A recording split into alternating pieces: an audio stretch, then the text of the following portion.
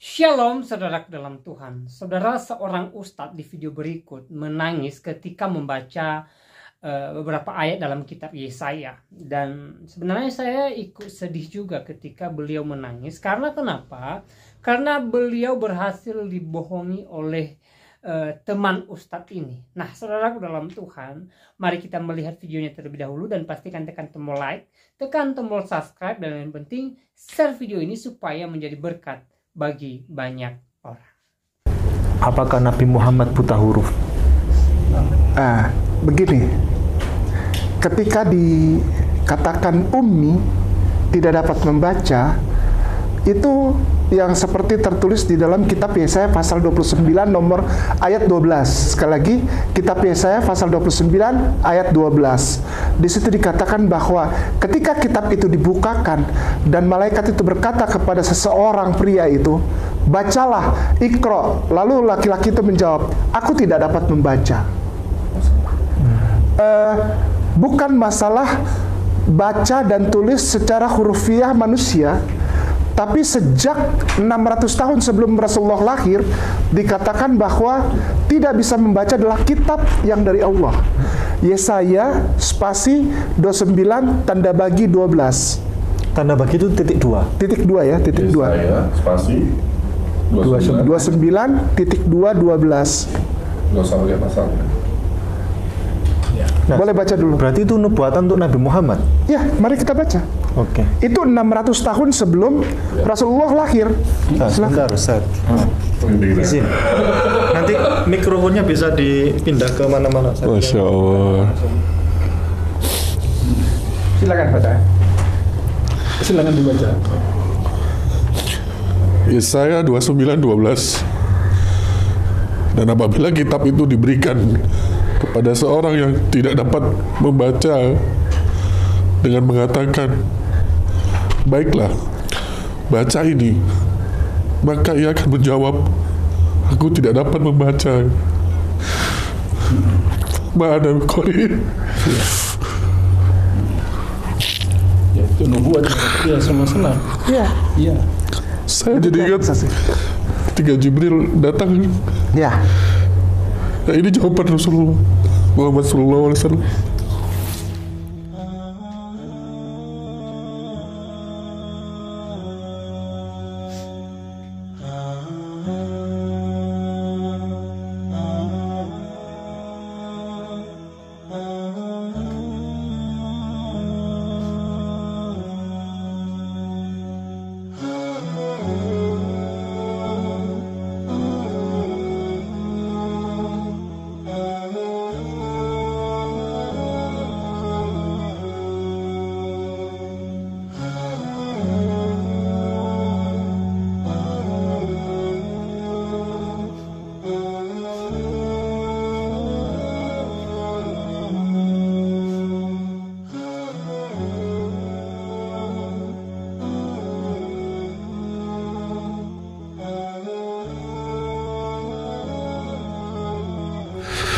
Ada di Yesaya. Ada.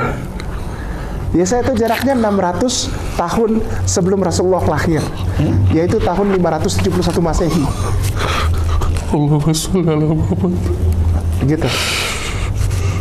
Subhanallah. Demikian Ustazi. Iya. Kesimpulan, berarti Nabi Muhammad buta huruf atau tidak? Tidak. Kenapa? Karena yang dibilang Umi itu adalah beliau dibukakan tulisan surgawi. Iqra itu membaca, bukan membaca huruf-huruf yang dikenal di pada saat itu. Ya, ketika diperhadapkan dengan ayat-ayat surgawi yang diturunkan, yang untuk selanjutnya menjadi Al-Quranul Karim, saya bilang pada saat itu, Ustadz Ipung, bahwa Rasulullah tidak bisa membaca. Bukan berarti beliau tidak bisa membaca huruf, tidak. Itu membaca alam raya. Siapa yang sanggup membaca alam raya? Iqra katanya. Bahkan di Bible Yesaya itu, di dalam bahasa Ibraninya kara. Kara. Ibraninya, Hebrunya bilang kara. Baca. Dan dia bilang, saya tidak bisa membaca. Itu karena Kenapa? Karena terlalu luas sekali. Nah, di dalam perjalanan waktu, firman Allah yang dari Jibril sampaikan dari Allah Subhanahu wa taala melalui Jibril alaihissalam itu untuk selanjutnya menjadi Al-Qur'anul Karim. Apakah Rasulullah bisa membaca dan menulis huruf Arab? Tidak. Kenapa? Karena huruf tersebut ada di dalam Al-Qur'anul Karim, firman Allah yang suci, agar nyata bahwa Rasulullah tidak punya andil sedikit pun di dalam penulisan Al-Qur'anul Karim. Yang dimaksud ummi itu tidak bisa membaca menulis tadi, Ustaz. Iya. Maksud. Iya. Lalu saya bilang, dia bisa membaca dan menulis? Bisa. Sebetulnya bisa. Kalau untuk pengetahuan duniawi, huruf duniawi, beliau itu cerdas, IQ-nya mungkin di atas 150.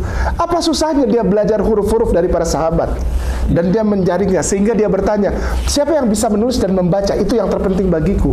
Rasulullah pernah berkata demikian.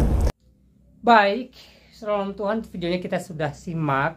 Seperti apa seorang ustadz di video tadi, ya, tiba-tiba meneteskan air mata ketika membaca beberapa ayat kitab Yesaya, dan beliau meneteskan air mata karena Ustadz Kainama berhasil membohongi beliau, mengatakan bahwa kitab Yesaya atau ayat kitab Yesaya yang mereka baca itu nubuatan tentang nabinya mereka. Dan sebenarnya itu tidak benar, karena di dalam Alkitab tidak ada nubuatan tentang Nabi Muhammad, ya, atau nabinya Ustadz Kainama dan teman-temannya tadi, ya. Dan paling menyedihkannya, saudaraku dalam Tuhan, ketika Ustadz Kainama mengatakan bahwa jarak antara Yesaya dengan Rasulullah 600 tahun. Ini penjelasan atau perhitungan yang sangat keliru, saudaraku dalam Tuhan. Kenapa saya katakan demikian? Kalau kita melihat jarak antara Yesaya dengan Yesus saja, itu sekitar kurang lebih 700 tahun, 7 abad, saudaraku dalam Tuhan. Dan jarak antara Yesus dengan Nabi Muhammad itu ada sekitar 600 tahun kurang lebih. Jadi kalau kita hitung secara menyeluruh antara Nabi Yesaya dengan Nabi Muhammad ada kurang lebih 1300 tahun, ya, bukan 600 tahun, saudaraku dalam Tuhan, ya. Apa yang disampaikan oleh Ustadz Kainama tadi itu sangat tidak tepat. Bahkan kalau kita melihat di Google misalnya, saudara bisa cek di Google, ya, jarak antara Yesaya dengan Yesus ada sekitar 700 tahun kurang lebih. Dan jarak antara Yesus dengan Nabi Muhammad kurang lebih 600 tahun. Berarti 700 tambah 600 kurang 1300, ya. Sekitar 1300-an. Ya. Jadi itu jarak yang cukup jauh. Bukan seperti yang disampaikan oleh Ustadz Kainama, jarak antara Yesaya dengan Rasulullah hanya 600 tahun. Itu pendapat yang tidak tepat. Bahkan kalau kita melihat di Om Google, ya, kalau kita cek di Om Google itu pasti salah gitu loh. Padahal Kainama ini suka sekali nyari ayat-ayat Alkitab di Google. Nah, dalam hal ini dia malah salah, saudaraku dalam Tuhan, ya. Jadi cukup menyedihkan juga sebenarnya, ya. Makanya saya sering sampaikan, ya, alangkah lebih baiknya kalau Kainama ini jangan bicara terlalu banyak, ya. Mending belajar gitu loh. Perdalam ilmu agamamu. Kalau mau bahas Alkitab, ya, belajar teologi.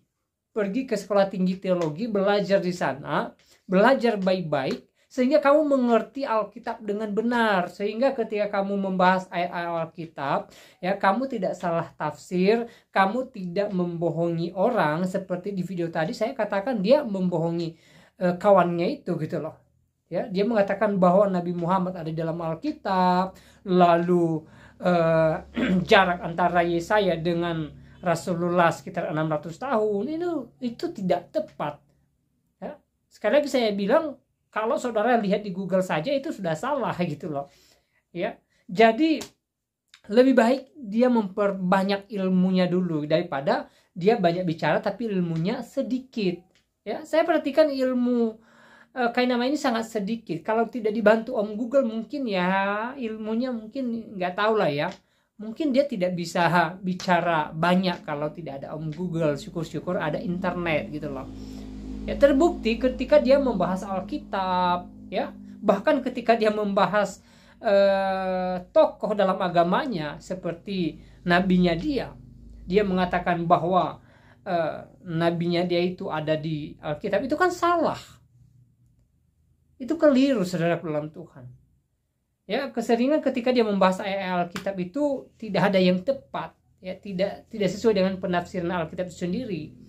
Ya, makanya saya bilang alangkah lebih baiknya Kainama ini belajar lebih banyak daripada bicara lebih banyak, gitu loh. Ya, Kainama ini perlu belajar, ya, perlu belajar, bukan mengajar. Ya, tapi saya lihat Kainama ini belum belajar banyak, tapi sudah mengajar. Ya, ujung-ujungnya begini, gitu loh. Ya, kalaupun dia mau bicara, kalaupun dia mau mengajar, silahkan. Ya, bicarakan agamamu, bicarakan akidah di agamamu, bicarakan ilmu agamamu. Itu tidak menjadi masalah bagi kami. Kamu mau menjelaskan apa, mau ngomong apa tentang agamamu, silahkan, gitu loh. Tapi jangan sekali-sekali kamu bicara Alkitab. Jangan sekali-sekali mengatakan bahwa nabimu dinubuatkan dalam Alkitab. Ya, itu tidak sesuai, itu tidak tepat saudaraku dalam Tuhan. Ya, kalau Kainama kemudian mengajar Alkitab, saya katakan tidak tepat karena dia tidak punya ilmu Alkitab. Ya, dia tidak cocok untuk mengajar Alkitab, gitu loh. Karena ketika dia berbicara Alkitab, apalagi mengajar Alkitab, itu salah, ngawur, dan ujung-ujungnya ya menyesatkan pendengarnya seperti seorang ustadz di video tadi, ya. Sangat disayangkan sekali sih, ya.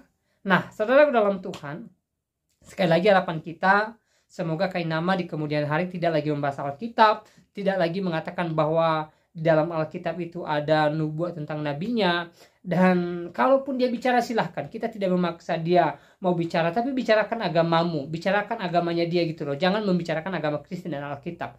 Ya, itu harapan kita, dan semoga di kemudian hari Ustadz Kainama tidak lagi membicarakan Kristen dan Alkitab, ya. Nah, saudara dalam Tuhan, saya tidak panjang lebar menyampaikan pesan melalui video ini. Selebihnya silahkan tulis tanggapan saudara di kolom komentar. Tuliskan tanggapan yang baik, yang positif, terutama tanggapan yang memuliakan Tuhan. Dan kiranya Tuhan Yesus memberkati kita semua. Shalom.